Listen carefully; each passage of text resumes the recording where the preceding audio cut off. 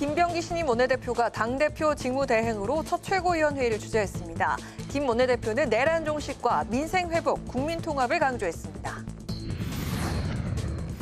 국민의힘의 새 원내대표로 3선의 송원석 의원이 선출됐습니다. 송 신임 원내대표는 변화와 쇄신을 강조했습니다. 인사청문회를 앞두고 김민석 국무총리 후보자에게 제기된 채무 문제와 아빠 찬스 의혹 등을 두고 여야 공방이 이어지고 있습니다. 여야는 내일 청문회 일정을 논의합니다.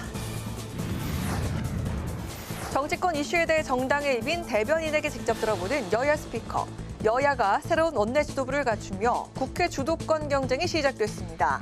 추경과 상법 개정안, 법사위원장 선임 등 쟁점에 대한 입장과 전략을 살펴봅니다.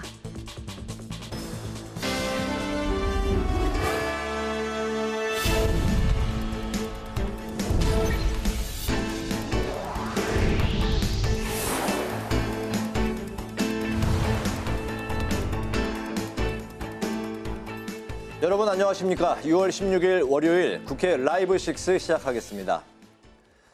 대선 패배 후 당 재정비에 들어간 국민의힘이 신임 원내대표로 3선의 송원석 의원을 선출했습니다. 송원석 신임 원내대표는 1차 투표에서 과반 득표에 성공해 결선 투표 없이 승리를 확정했습니다. 송 신임 원내대표는 변화와 쇄신으로 당의 단합을 이끄는 데 최선을 다하겠다고 다짐했습니다. 보도에 김희연 기자입니다. 국민의힘 원내사령탑을 맡을 새로운 원내대표가 선출됐습니다. 총 투표수 106표 중 기호 1번 송원석 후보자가 60표, 기호 2번 이현승 후보자가 16표, 기호 3번 김성원 후보자가 30표로 송원석 후보자가 과반수 이상을 득표하였습니다. 송원석 후보가 국민의힘 원내대표로 선출되었음을 선언합니다. 송원석 신임 원내대표는 소수 야당의 어려운 상황이지만 변화와 쇄신을 통해 당의 단합을 이끌어내겠다고 강조했습니다.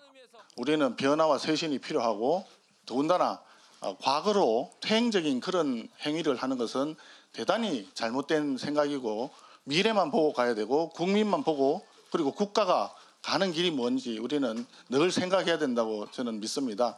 특히 송 원내대표는 당의 안정적인 리더십 구축을 위해 신속한 전당대회 개최를 제안했습니다. 또 변화와 쇄신을 위한 당내 혁신위원회를 구성하겠다고 밝혔습니다. 이 밖에 송 원내대표는 이재명 정부가 특검법을 발동하고 내각 인사는 각종 의혹에 휩싸여 있다고 비판했습니다. 그러면서 소수 야당이지만 실력과 전문성을 갖춘 정책 전문 정당으로 거듭나 이재명 정부의 독재와 전횡을 막아내야 한다고 강조했습니다. 송 원내대표는 경북 김천을 지역구로 둔 3선 의원입니다. 서울대 법학과를 졸업해 행정고시에 합격했고 기획재정부에서 예산실장과 제2차관 등을 역임했습니다. 국회에서는 경제와 재정 전문가로 국토위와 예결위 그리고 기획재정위원회 위원장 등 주로 경제 분야에서 상임위 활동을 펼쳤습니다. 국회방송 김희연입니다.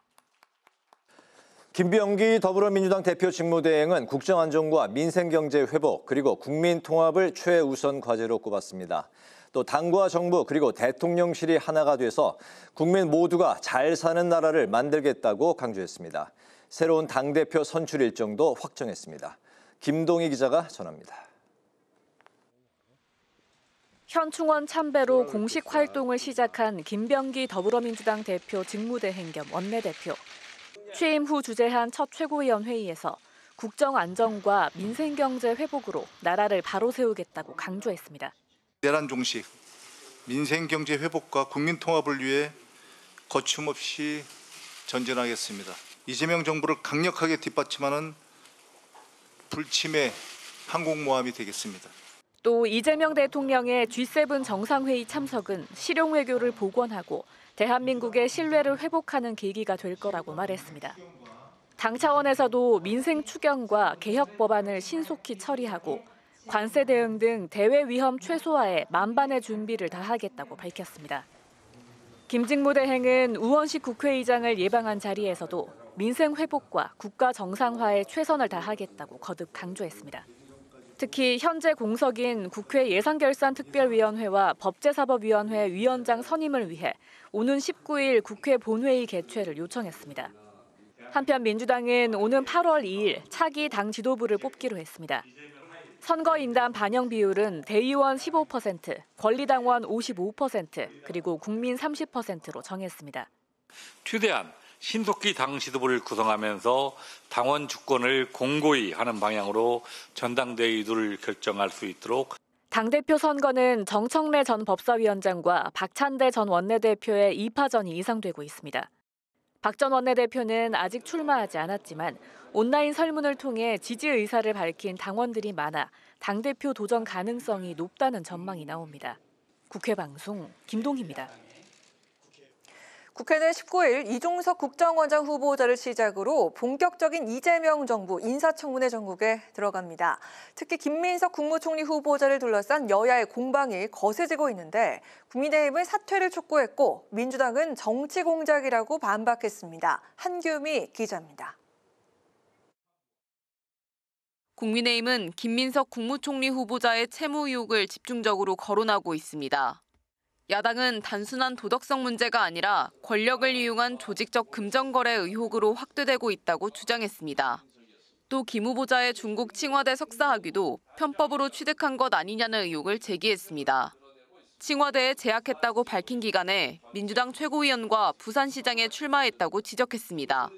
국민의힘은 김민석 국무총리 후보자의 사퇴를 촉구하면서 이번 인선은 이재명 정부의 정치 보복이라고 강조했습니다.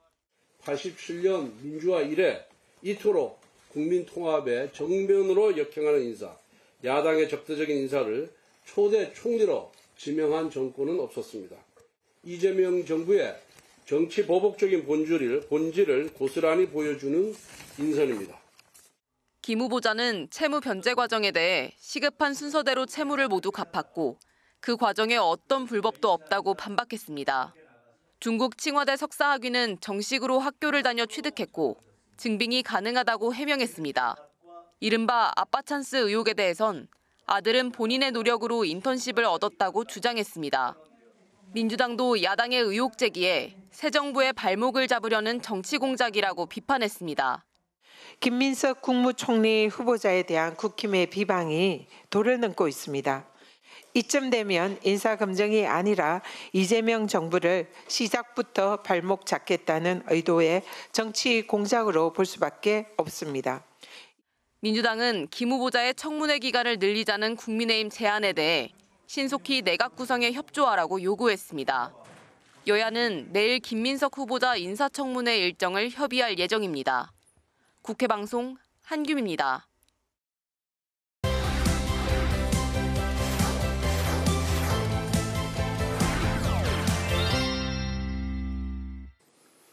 네, 오늘 이슈픽 천지원 개건 기자와 함께 이재명 정부 들어 첫 여야 원내대표 구성을 완료한 국회 상황부터 이야기를 나눠보겠습니다. 천 기자 어서 오십시오. 안녕하세요. 네, 국민의힘이 송원석 신임 원내대표를 이제 오늘 선출을 했는데 당 수습과 쇄신 등 국민의힘 앞에 놓여 있는 여러 가지 이제 산적한 과제들이 많이 있는데 당 운영에 대한 청사진이 나왔습니까? 네, 송원석 신임 원내대표 과거 소수 야당 시절을 경험한 적이 있는데 힘들었던 기억이 있다면서 네. 이 어깨가 너무 무겁지만 이 변화와 쇄신을 위해 이 쇄신을 통해서 미래로 나아가겠다고 다짐을 했습니다. 이 발언 먼저 들어보시죠. 당의 쇄신과 변화를 위한 혁신위원회 구성을 제안합니다. 의원님들의 총의를 모으는 장을 만들고 그 과정에서 제 열정과 책임을 아끼지 않겠습니다. 앞서 권성동 전 원내대표는 모든 비난은 자신이 안고 가겠다면서 더 이상 분열은 안 된다고 당부했습니다. 이번 원내대표 선거 공교롭게도 3선의 송원석 의원은 TK, 4선의 이현승 의원은 PK, 또 3선의 김성원 의원은 수도권을 지역구로 두고 있어서 이 의원들 표심이 과연 같은 지역구로 몰릴 건지 관심이 쏠렸는데요. 실제로 국민의힘 TK 지역엔 33명, PK 지역엔 25 15명의 현역 의원이 있고요. 네. 수도권은 19명의 의원이 포진해 있습니다. 이 송신임 원내대표는 60표를 득표했는데 기명 투표가 아니다 보니 어떤 의원이 누구에게 투표했는지는 알 수 없지만요. 이 송 원내대표가 과반이 넘는 표심을 잡으면서 이 영남권을 비롯해 폭넓은 지지를 받은 걸로 보입니다. 이 정부 여당에 대응할 전략에 대해 송 원내대표는 이 예산 감시 체계를 통해 매의 눈으로 짚어내겠다고 했는데요. 네. 이 법사위 예결위 같은 상임위원장 문제도 제기하겠다고 말했습니다. 이 송 원내대표는 앞으로 선출될 차기 당대표와 함께 이 내년 지방선거 승리를 위한 기반을 다져야 하는데요. 이 차기 지도체제와 김용태 비대위원장 개혁안 등에 대한 당 입장을 모으는 게 시급한 과제로 꼽힙니다. 네, 1차에서는 과반 이상의 득표를 하면서 이제 선출이 됐기 때문에 일단은 힘을 얻은 상황으로 이제 그 출발을 하게 됐는데 국민의힘이 이제 이렇게 원내대표를 선출하면서 여야 모두 새로 지도부를 갖추게 됐습니다. 민주당은 지금이 개혁의 적기다. 이런 이제 상황을 맞이하면서도 좀 속도 조절에 나서겠다. 뭐 이런 입장인 거죠. 네, 민주당은 이 개혁 입법에 대해서는 본회의 처리를 우선하기보다 야당과 협의하겠다는 입장입니다. 네. 이 개혁의 시한은 정했지만요, 이재명 정부의 민생 우선 방침에 이 발맞춰서 협력하겠다는 겁니다. 이 발언 먼저 들어보시죠. 네. 민생이 시급하기 때문에 민생 법안과 민생 추경과 그리고 개혁 입법, 소위 개혁 입법을 균형 있게 짜맞추면서 진행하도록 하겠습니다. 저희 여야가 바뀐 상황에서 저희 여당 쪽에서는 이 만남의 그런 기회를 정례화하고자 합니다. 김병기 직무대행은 민생과 개혁, 협치라는 3대 추진 과제를 천명했습니다. 민주당은 쟁점 입법 중에 상법 개정안은 우선적으로 처리한다는 방침이지만 이 형사소송법, 공직선거법 개정안 등은 시기와 순서를 고려해서 야당과 협의하겠다는 입장입니다. 이번 주 정부는 2차 추경 안건을 상정할 예정인데요. 20조 원 정도 규모로 알려졌는데 민생회복지원금 예산이 큰 비중을 차지할 걸로 보입니다. 당초 민주당은 전 국민 지급을, 정부는 국가재정 여력을 고려해 선별 지급도 시사했었는데요.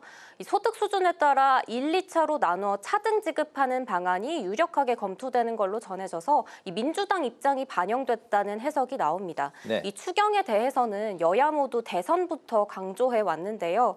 이 민생회복 지원금에 대한 야당의 반발이 있었던 만큼 이 정부 여당이 야당을 설득해낼 수 있을지 관심이 모아집니다. 그렇군요. 이제 이재명 정부 첫 인사 검증이 이제 시작이 되는데 국민의힘은 김민석 국무총리 후보자의 각종 의혹에 대한 그 공세를 이어가고 있고 청문회를 연장해야 된다. 날짜를 이제 좀 더 늘려야 된다. 이런 말까지 나오고 있네요. 네, 오는 19일 이종석 국가정보원장 청문회를 시작으로 이 본격적인 청문회 전국에 돌입하게 되는데요. 네. 이 국회 심사 기한을 고려하면 이 김민석 국무총리 후보자의 인사청문회도 이달 말쯤에 열릴 걸로 보입니다. 이 국민의힘은 이재명 정부 내각에 대한 송곳 검증을 예고하고 있습니다. 특히 김민석 총리 후보자 관련 의혹을 집중 조명하면서 공세를 펼치고 있는데요. 국민의힘은 김 후보자의 금전 거래 의혹, 중국 칭화대 석사학위 관련 의혹, 그리고 자녀 아빠 찬스 의혹 등에 대한 이 의혹들을 문제 삼고 있습니다. 네. 인사청문 특위 야당 간사를 맡은 배준영 의원은 김 후보자 관련 의혹을 검증하기 위해서 이틀은 부족하다면서 연장을 논의해야 한다고 주장했는데요. 이 김 후보자가 밝혀야 할 내용이 너무 많아서 이 국민적 의혹을 모두 해소하기 위해선 충분한 시간이 필요하다는 겁니다. 이 인사청문회 법 구조에는 인사청문회 기간은 3일 이내로 한다. 대신에 이 부득이한 사유가 있을 경우에는 연장이 가능하다 이렇게 돼 있는데요. 네. 이 통상 국무총리 후보자 인사청문회는 이틀 동안 실시가 됐습니다. 그렇군요. 이 국민의힘은 과거에는 민주당 주도로 이 방통위원장 청문회는 나흘 동안 했고 네. 또 KBS 사장 청문회는 사흘 동안 실시하지 않았냐 이러면서 압박을 하고 있는데요. 네. 이 내일 국회에서 여야는 김민석 후보자 인사청문회 개최를 위해 협의에 나섭니다.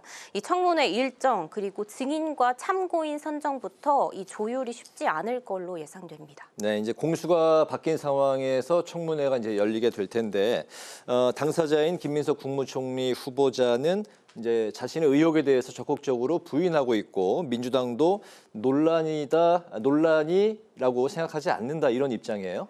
네, 김민석 총리 후보자 의혹이 제기된 부분 하나하나를 반박하고 있습니다. 먼저 금전거래 관련해선 법 위반은 송구하다고 사과했지만요. 네. 이 공적 채무를 우선 변제한 뒤에 사적 채무를 변제했다면서 이 정치검찰의 표적 사정이 사건의 본질이라고 주장했습니다. 이 균형성만 맞춘다면 검찰 관련해서 누구를 청문회에 불러도 상관없다고 말했는데요. 이 카기 관련 의혹에도 다 정식으로 학교를 다닌 거라면서 이 모든 증빙이 있다고 설명했습니다. 네. 이 자녀 관련 의혹은 자신의 조언으로 대입 원서의 입법 활동을 활용하지 않았고 이 인턴십도 자기 노력으로 따낸 거라고 해명했습니다. 이 김 후보자는 SNS에 정치 자금 관련 자신의 자서전 일부와 이 자녀가 인턴을 한 대학 교수와의 이메일을 공개하면서 적극적으로 나서고 있는데요. 이 민주당에서도 청문회에서 충분히 소명할 수 있다. 오히려 국민의힘이 새 정부 발목 잡기 하려는 거 아니냐 이렇게 지적하고 있습니다. 네. 이재명 정부가 제대로 일할 수 있는 내각 구성이 최우선이라는 게 민주당 입장인데요. 이 국민의힘은 김 후보자 반박이 알맹이 빠진 이 변명이라고 지적하면서 이 충돌이 불가피해 보입니다. 네, 이 부분은 잠시 후에 있을 여의도 스피커에서 좀 자세히 저희가 다뤄보도록 하겠습니다. 천재원 객원 기자와 함께했습니다. 말씀 잘 들었습니다. 고맙습니다.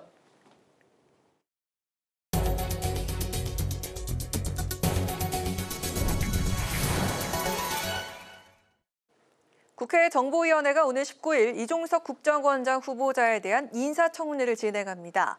이종석 후보자 인사청문회에선 대북 정책과 국정원 운영 방침 등이 쟁점이 될 전망이며 개인 신상 질의를 제외하고는 모두 비공개로 진행됩니다. 국회 정보위원회는 이 후보자에 대한 큰 결격 사유가 없을 경우 청문회 다음 날인 20일 인사청문 경과 보고서를 채택할 계획입니다. 여야가 민간단체 대북전단 살포에 대한 정부의 강경 대응 예고를 놓고 공방을 벌였습니다. 더불어민주당은 일부 단체들의 대북전단 살포가 가까스로 진정된 남북관계에 찬물을 끼얹고 있다면서 엄중한 책임을 묻겠다고 경고했습니다. 국민의힘은 민주당이 집권하자마자 탈북자들의 입을 틀어막고 있다고 비판하고 대북전단은 북한 주민들이 체제 모순을 인식할 수 있는 유일무이한 창구라고 주장했습니다. 더불어민주당은 서울중앙지법이 오늘 김용현 전 국방부 장관에 대해 보석 결정을 내린 데 대해서 사법정의가 맞냐며 강한 유감을 표명했습니다. 한민수 대변인은 내란 우두머리를 풀어준 재판부가 내란 2인자도 풀어줬다며 국민들이 내란 종식을 바라는 상황에서 올바른 결정이 맞냐고 비판했습니다. 김현정 원내대변인도 내란 주범이 줄줄이 풀려나는 게 사법정의냐며 특검에서 한 점 의혹도 남지 않도록 철저히 수사해 사법불신을 해소해야 한다고 강조했습니다. 국민의힘은 대북 불법 송금 사건으로 실형이 확정된 이화영 전 경기도 평화부지사가 사면을 요구한 것은 법치 파괴라고 강하게 비판했습니다. 호준석 대변인은 논평을 통해 이 전 부지사가 진술을 번복해 이재명 대통령의 대선 승리에 기여했고 사면 요구가 그에 대한 청구서라고 지적했습니다. 호 대변인은 다음 달 22일 이재명 대통령의 대북 송금 사건 첫 재판이 예정돼 있다면서 재판이 연기되더라도 반드시 진실이 규명돼야 한다고 강조했습니다.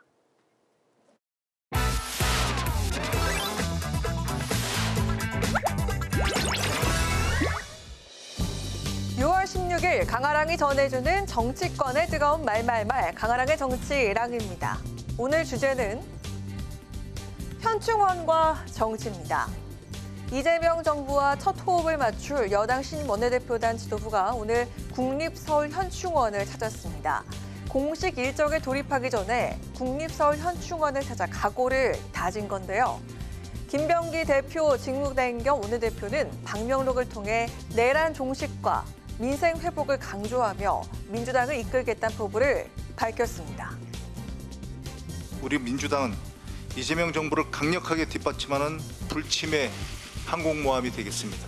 국민께 약속드린 대로 완전한 내란 종식, 민생 경제 회복과 국민 통합을 위해 거침없이 전진하겠습니다.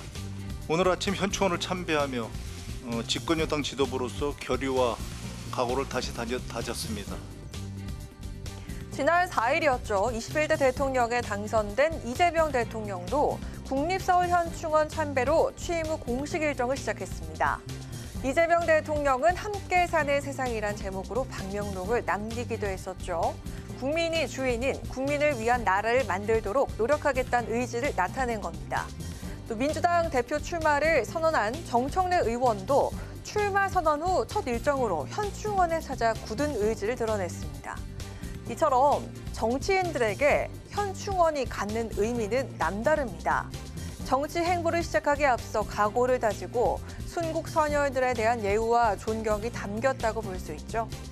이 같은 행보는 여야를 가리지 않고 나타납니다. 국민의힘 대선 후보였던 김문수 전 장관도 대선 후보로 확정된 후 현충원을 찾았었고요. 대선 패배 후인 지난 6일에도 현충일 추념식에 김용태 비대위원장과 함께 모습을 드러냈었습니다. 연일 공개 행보를 이어가던 김 전 장관을 두고 일각에선 당권 도전을 염두에 둔 행보가 아니냐는 해석이 나오고 있죠. 하지만 김 전 장관은 대표직에 관심이 없다며 선을 그을 상황입니다. 저는 김문수 후보의 인격을 솔직히 믿어요. 단일화 과정에 대해서 본인이 한 말을 사실상 뒤집은 거잖아요. 지금 안 나오시겠다고 하는 말씀도 저는 완전히 닫힌 결말은 아니다. 그렇게 봅니다. 여러 가지 당내의 그 변화가 있겠지만 그것은 당원들이나 일반 국민들의 뜻이 어디로 모아지느냐에 따라서 달라진다고 봅니다. 과거 역대 대통령들도 취임 첫 행보로 현충원을 찾았었죠. 현충원 참배는 단순한 의례처럼 보일 수 있지만 그 안에 많은 상징성과 책임감이 담겨 있습니다. 역사를 기억하고 희생을 예우하며 국민과 국가 앞에 새로운 각오를 전하는 첫걸음은 국민에 대한 약속이 아닐까 싶은데요. 오늘 국민의힘도 새 원내대표를 뽑았습니다. 송원석 신임 원내대표의 첫 일정도 현충원 참배가 되지 않을까 싶습니다. 여당과 함께 균형을 이루며 이재명 정부와 전국 논의에 나서야 하는 국민의힘 원내대표단은 현충원 참배 후 과연 어떤 방명록을 남기게 될까요? 지금까지 강아랑의 정치랑이었습니다.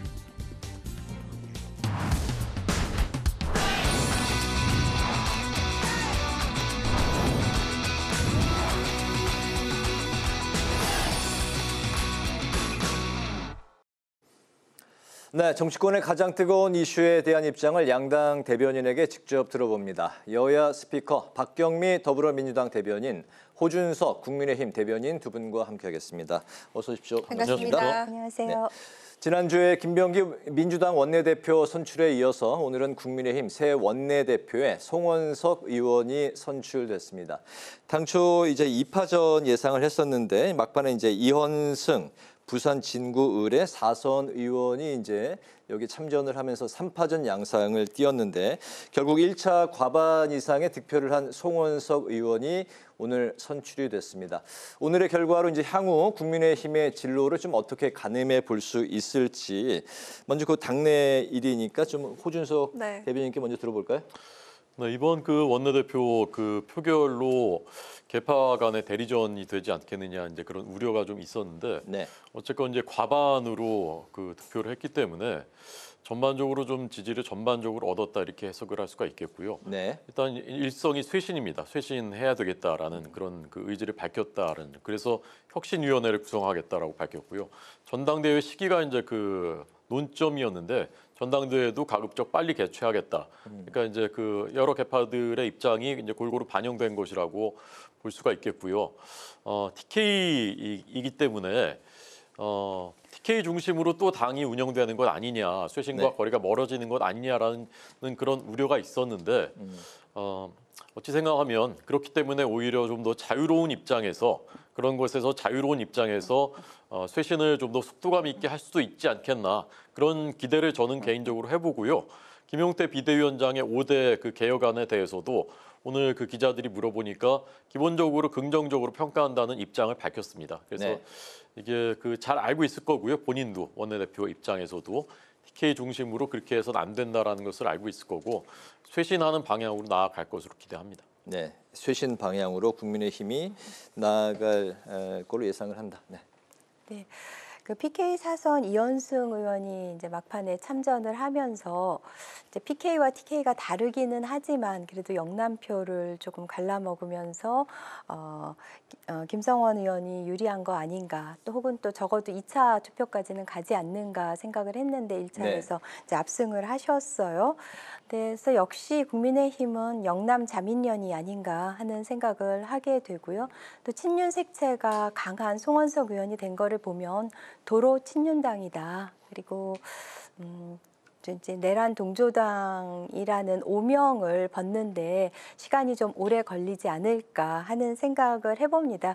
김성원 의원의 경우는 이제 수도권에 좀 더 합리적인 그런 민심을 받을 수 있는 후보였는데 원내대표에서 이번에 그런 결과를 갖고 오지 못하면서 조금 더 멀어진 거 아닌가 쇄신해서 그런 생각을 하게 됩니다. 네. 네, 이렇게 여야 새 원내 사령탑이 완성이 되면서 국회 주도권 경쟁이 본격화될 전망인데요. 김병기 원내대표는 앞으로 6개월이 개혁의 골든타임이다 이렇게 얘기를 했고 야당 측에선 강도 높은 여론전으로 맞불 대응을 예고를 했습니다. 지금 현안에 있어서 상법 개정안, 법사위원장 자리 등 쟁점이 정말 많은데요. 먼저 박경미 대변인부터 좀 입장을 들어볼까요? 네, 문재인 정부에서 적폐청산이 좀 길어지면서 그에 대한 피로감을 호소했던 점, 거기에 대해서 성찰을 하고 개혁 골든타임을 6개월로 좀 짧고 임팩트 있게 가자라고 정했습니다. 개혁 입법이라고 하면은 이제 대통령 재판을 중지하는 형사소송법과 그 대법관 수를 늘리는 법원조직법이 있는데 여기에 대해서는 좀 숨고르기를 하면서 조금 속도를 조정하고 그보다는 추경과 속도가 중요한 추경과 민생 입법에 우선순위를 두고 있습니다. 특히 이제 상법 개정안이 이제 최우선순위인데요. 이사의 충실 의무를 회사에서 주주까지 확대하고 또 집중 투표제를 강화하고 그리고 감사위원 분리선출을 확대하고 전자 주주총회를 도입하는 그런 상법 개정안을 통해서 주식시장을 보다 투명하게 운영하게 함으로써 주가를 부양하자라는 이제 그런 의도이고요. 그래서 당에서는 주가 5천 코스피 5천 특위를 발족했고 오늘 또 주가가 2,940으로 마감을 하면서 조금 호응을 하고 있는 것 같은데요. 그래서 일단 그 민생 입법에 우선순위를 두고 그렇지만 개혁 입법도 균형을 맞춰갈 것으로 생각을 합니다. 그리고 법사위원장의 경우는 또 전반기 국회 2년이 그래도 보장이 되는 것이기 때문에 당연히 저희가 향후 1년은 더 법사위원장을 해야 된다고 생각합니다. 네, 국민의힘 측 입장에서는 이제 앞으로 거대 여당을 상대해야 하지 않습니까? 앞으로 좀 전략 있을까요? 근데 사실 지난 3년 동안도 거야가 국회에서 폭주를 하면서 사실은 소수 야당이 할 수 있는 게 사실상 아무것도 없었는데 이제 행정권까지 가져가는데도 계속해서 더 속도전을 하겠다는 것이지 않습니까? 그러면 결국은 국민들께서 그거 다 지켜보시고 평가하실 것이라고 생각하고요. 그래서는 안 되는 거죠. 근데 지금 그 김병기 원내대표의 말씀 굉장히 우려되고요. 상법 개정안은 이거 민생 입법이라고 하기에는 제가 보기엔 이건 기업 괴롭히기에 더 방점이 찍혀 있는 법안이라 생각하고요.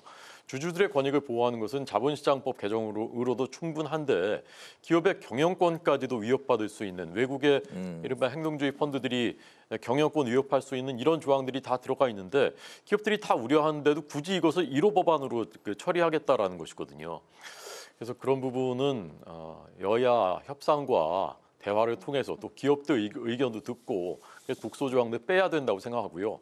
법사위원장은 노무현 정부 그 시절부터 1당이 국회의장하고 2당이 법사위원장 최소한의 균형과 견제 그런 장치 그런 원칙 관행이었거든요. 근데 그걸 어느 날 그냥 깨버린 거예요. 아무 이유도 없이. 근데 더더군다나 이제 그때는 야당이었다 그렇다 치더라도 이제는 여당인데 계속 이걸 차지하겠다 안 해주겠다. 이게 어떻게 대화와 타협과 의회주의에 어떤 걸 여기서 기대할 수가 있는 겁니까? 네.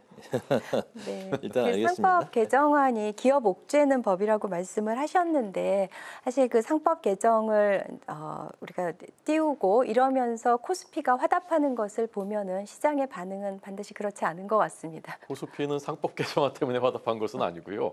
일단 정치적인 불확실성 해소됐고 미중 간의 그 유학생 문제하고 히스토리 문제 해결된 것도 이제 영향을 미쳤고 이런 것이 영향을 미친 거지. 상법 개정안하고는 상법 개정안 전부터 계속 말씀하셨던 거니까요. 일단 알겠습니다. 예. 뭐 주식 시장의 상승이 어디에 원인이 있든 간에 국민들은 계속해서 이제 좀 주식 시장이 활성화가 됐으면 하는 예, 계속 좀 그런 바람이 있습니다. 다음 이슈는 이제 공수가 이제 바뀌어서 곧 있으면 이제 청문회 관련 이야기 좀 해볼까 하는데 가장 많이 화두로 등장하는 이제 후보가 역시 이제 김민석 국무총리 후보자인 것 같습니다. 인사청문회가 이미 좀 시작된 것 같은 느낌마저 드는데 야당은 연일 이제 사퇴하라고 이제 맹공을 퍼붓고 있고 여당은 국정의 발목 잡기다 이렇게 이제 정치 공세다 방어를 하고 있는 상황입니다. 주요 쟁점이 이제 채무와 아들 의혹에 대한 의혹인데 김민석 후보자의 해명 두 분의 생각부터 먼저 좀 들어보도록 하죠. 예, 호준석 대변인께 먼저 여쭤볼게요.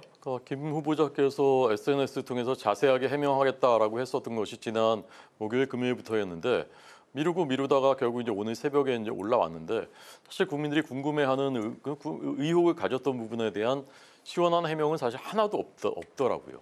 이분이 2004년, 2008년에 두 번이나 불법 정치자금 사건으로 대법원 확정 판결을 받았는데 비슷한 패턴들이 이번에 너무 많이 발견이 돼요. 근데 2008년에 그때 차용증을 써주는 그때 공여자가 3명이었습니다. 근데 그 중에 한 명한테 나중에 이게 문제가 되면은 될 수 있으니까 차용증을 써둬라 이렇게 요구를 합니다. 다 기록이 남아 있는 것이에요. 다 확정 판결 받은 거거든요.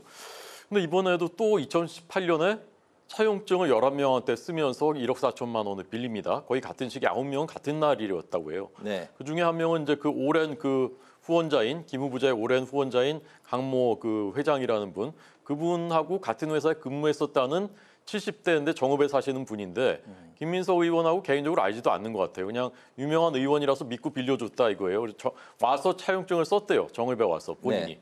그럼 그날 전국을 돌면서 차용증을 다 쓴 겁니까? 9장을 김민석 후보자께서. 근데 그 돈을 2018년 빌렸는데 안 갚고 있었어요. 지금까지도. 그러다가 총리 후보 지명되니까 그 다음에 이제 갚았다고 주장하는 겁니다. 그다음에 2008년 사건에도 그 강모 씨, 그 공여자 중 3명 중에 한 명인 강모 씨가 추징금을 대신 갚아줬어요. 김민석 후보자 2억 원인가 그런데 1억 5천을 대납해 줬습니다. 근데 이번에도 의심스러운 부분이 있어요. 이분이 5년 동안 국회의원 최근 하는 5년 동안에 세비밖에 거의 수입이 없는데 그 5년 동안 자산이 7억 원 늘었습니다.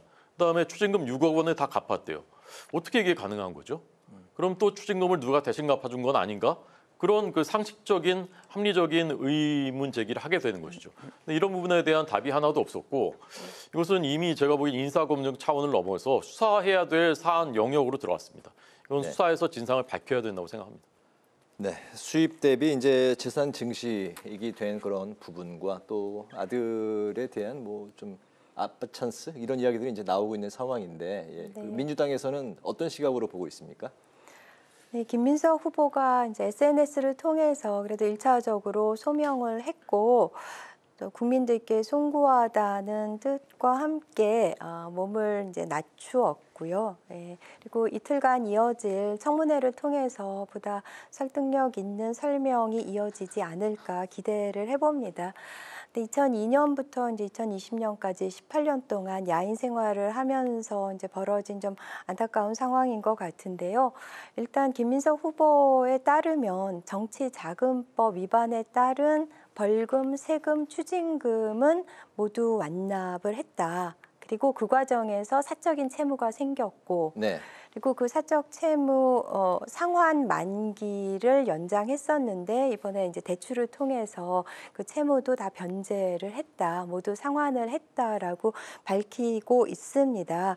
그리고 그 과정에서 어떠한 불법도 없었다. 그리고 청문회 때 검찰을 비롯해서 관련자들을 불러도 좋다라고 이야기를 해서 저희는 이제 믿고 믿어보려고 하고요. 그리고 차용증이 있다는 것은 그것이 불법 정치 자금이 아니라는 것을 방증하겠죠. 그만큼 공식화한 것이기 때문에요. 네. 그리고 자녀의 그 입법 활동 관련해서는 대학 입시에 이제 사용하지 않았다. 김 후보자가 그렇게 입시에 활용하지 않도록 권유를 했다라고 합니다. 근데 지금 국민의힘에서는 이게 인사 검증의 차원을 넘어서서 좀 도를 넘는 그런 좀 정치 공세로 보입니다. 네. 네, 자 이어서 민생 추경 처리도 지금 급한 상황인데 추경의 핵심인 민생회복지원금 윤곽이 나왔습니다. 1, 2차로 나눠서 지급을 하되 일반 국민은 25만 원, 차상위 계층과 한부모 가족은 40만 원, 기초생활수급자는 50만 원입니다. 여당은 25만 원에서 35만 원 보편 지급이 바람직하다. 자, 이런 입장인데요. 그동안 그 보편 지급이냐 선별, 차등 지원이냐 이런 논란이 좀 많았는데 이것도 역시 야당의 입장을 먼저 들어보도록 하겠습니다. 앞서 말씀하신 거 30초만 제가 더 말씀드릴게요. 네네네. 김민석 총리 후보자 관련이요. 국민의힘이 그 정치 공세 한다고 하시는데 사실 저희가 지금 무기력하죠. 저희가 지금 잘 일을 못 하고 있어요. 이 의혹들 다 언론들이 제기한 거예요.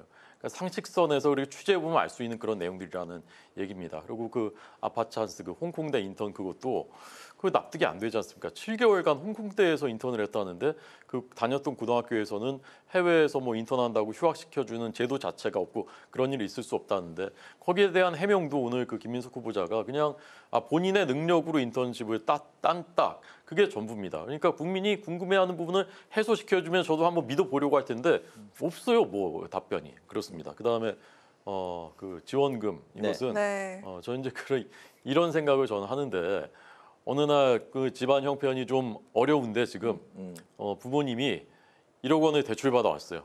그날 저녁에 맛있는 소고기를 한우를 사가지고 자녀들한테 다 먹입니다. 네. 기분 좋죠, 너무 좋죠. 근데 이제 부모님이 야 오늘 맛있게 먹었지? 이거 1억 원밖에 안 돼. 너네가 나중에 커서 갚으면 돼. 이러는 거 저는 이런 거라고 생각해요 지금. 문재인 정부 때 코로나 지원금 그렇게 풀었는데 그것으로 해서 경기가 살아난 것이 아니지 않습니까? 이게 나라가 빚을 내면은 그걸 통해서 경기를 부양하고 경제가 좋아지자고 하는 건데 그런 것 없이 그냥 일단 빚 내서 나눠주자 이런 것이에요.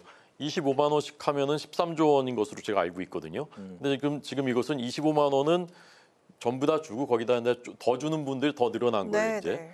그렇게 하면 이제 훨씬 더 지금 재원이 더 필요하겠죠. 우리나라 1년 예산이 600조 원쯤 되는데 얼마나 큰 돈인지 알 수 있습니다. 근데 그냥 이렇게 해가지고 그냥 이렇게 써도 되는 건지 저도 받으면 좋습니다.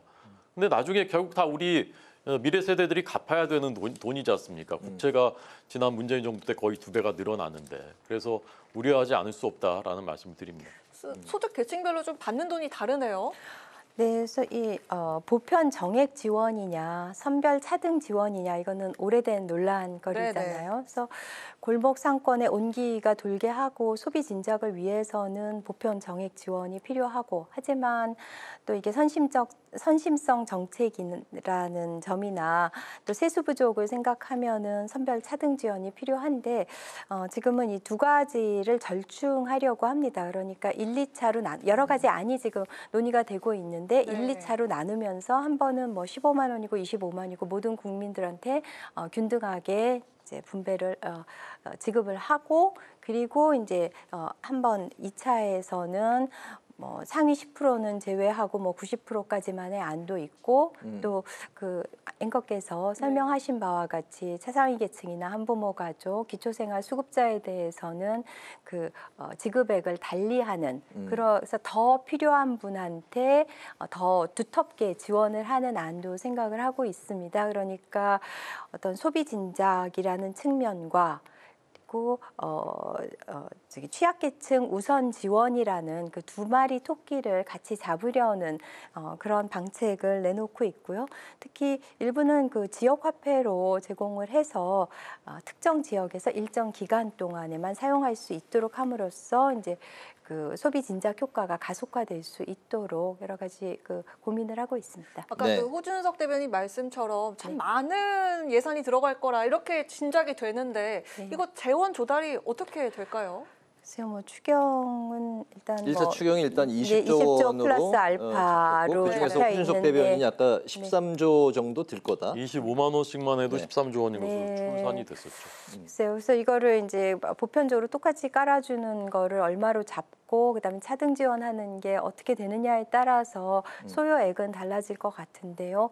그래도 일단은 지금 경기가 워낙 바닥이기 때문에 그런 특단의 대책을 통해서라도 일단 빨리 진통제를 투여해야 되는 시점이라고 생각합니다. 알겠습니다. 마지막 이슈는 이제 특검 전국에 관한 논의를 좀 해볼까 하는데 조은석 내란 특검이 특검팀 구성에 이제 들어간 상황에서 김용현 전 국방부 장관이 보석 허가를 받았습니다.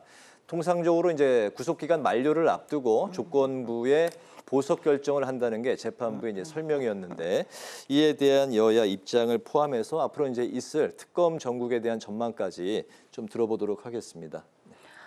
네, 그 지규현 판사가 해괴한 그런 논리를 동원해서 합법적으로 윤석열 전 대통령을 탈옥시켰고, 그래서 지난주에도 2번 소환에 불응하면서 반바지 입고 상가를 돌아다니는 그런 모습을 봐야 했고, 또 19일 3차 소환도 불응할 것으로 알려져 있는데요. 그래서 이제 국민들의 공분을 사고 있고, 근데 거기에 김용현 이분까지 보석으로 나오게 되면은 정말 국민들은 천불이 날 것 같고요.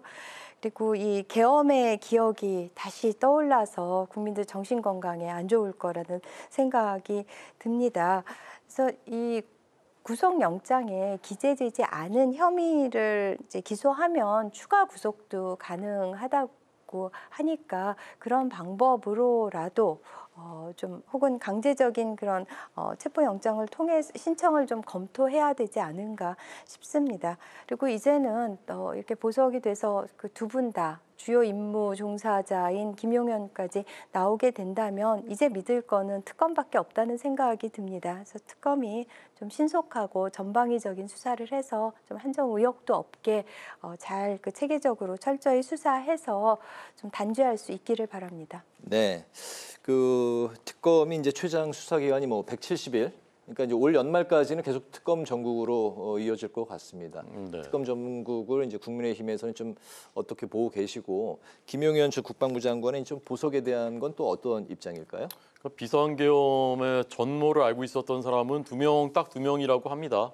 윤석열 전 대통령, 김용현 전 장관 두 사람이에요. 나머지들은 알지도 못하고서 뭐 나중에 듣거나 TV 보고 알거나 이제 그런 겁니다. 이 두 사람이 지금 다 내란 혐의로 재판을 받고 있지 않습니까? 그럼 내란 특검이라는 것은 가장 우두머리 2명을 추가로 더 기소할 수도 없어요. 이미 기소에 재판받고 있기 때문에. 네. 그러니까 뭐냐? 결국 이제 정적들 제거하려고 국민의힘을 표적으로 하는 것 아니냐. 그런 합리적인 의심을 할 수밖에 없는 것이고 게다가 인선도 그런 방향으로 또 됐습니다. 김용현 전 장관의 보석은 이건 뭐 그냥 사실관계만 제가 그냥 뭐 다시 기자가 된 느낌으로 말씀드리자면 구속 기간이 일주일인가 남았대요. 어차피 풀려나요 그 다음에는.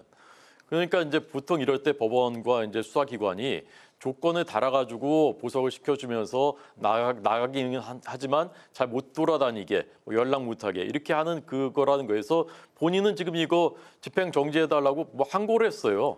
결국은 이제 만기 된 다음에 그냥 나오게 될 것 같습니다. 그리고 뭐 법원이 하는 일이니까. 이분이 무슨 저희 당 사람도 아니고요. 저희가 여기에 대해서 논평할 그런 그 가치는 없는 것 같습니다. 예, 알겠습니다. 여야 스피커 이제 뭐 마치도록 할까요? 네. 네, 알겠습니다. 지금까지 박경미 더불어민주당 대변인, 호준석 국민의힘 대변인 두 분의 말씀을 들어봤습니다. 오늘 말씀 잘 들었습니다. 고맙습니다. 네, 고맙습니다. 오늘 국회 라이브 6 여기까지입니다. 시청해주신 여러분 고맙습니다.